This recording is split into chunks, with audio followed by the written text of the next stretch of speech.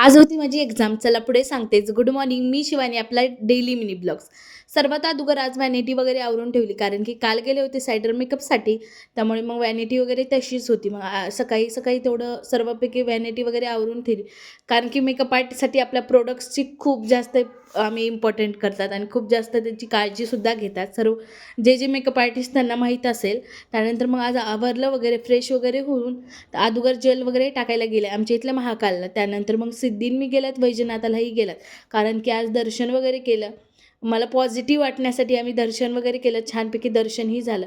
पण काय आहे की मनात एक भीतीच होती. आज एक्झाम कशी जाते, काय जाते, माहीत नाही काय होत होतं, की खूप जास्त नर्वस पण वाटत होते आणि जास्त म्हणजे खुश पण होते, कारण की सांची पण माझ्यासोबत होती. कोणी ना कोणी माझ्यासोबत आहे, यामुळे मला हॅपी पण वाटत होतं. पण एक्झामचं टेन्शन जरा होतंच, कारण की फर्स्ट टाईम असल्यामुळे मला काही ह्याच्यातलं माहितीही नव्हतं. आम्ही थेरी एक्झाम भरपूर दिल्या आणि माझं होतं अंबाजोगाईला सेंटर, इंजिनिअर कॉलेजमध्ये. आम्ही सर्वांचं एकच सेंटर आलं होतं. त्यानंतर मग कॉलेजमध्ये गेल्यात आणि तुम्ही माझे कंटिन्यू ब्लॉग बघत असाल तर तुम्हाला माहिती या या कॉलेजमध्ये मी अगोदरही आले मधुराच्या ॲडमिशनसाठी. त्यानंतर मग कॉलेजमध्ये आम्ही खूप लवकर गेलेलो होतात, 1 घंटा आधीच गेलेलो होतात, कारण की रिस्क नको त्यामुळे. त्यानंतर मग थोड्याच वेळात त्यांनी हॉल तिकीट वगैरे घेतले, नावं वगैरे घेतल्यानंतर सर्वजण आत गेले.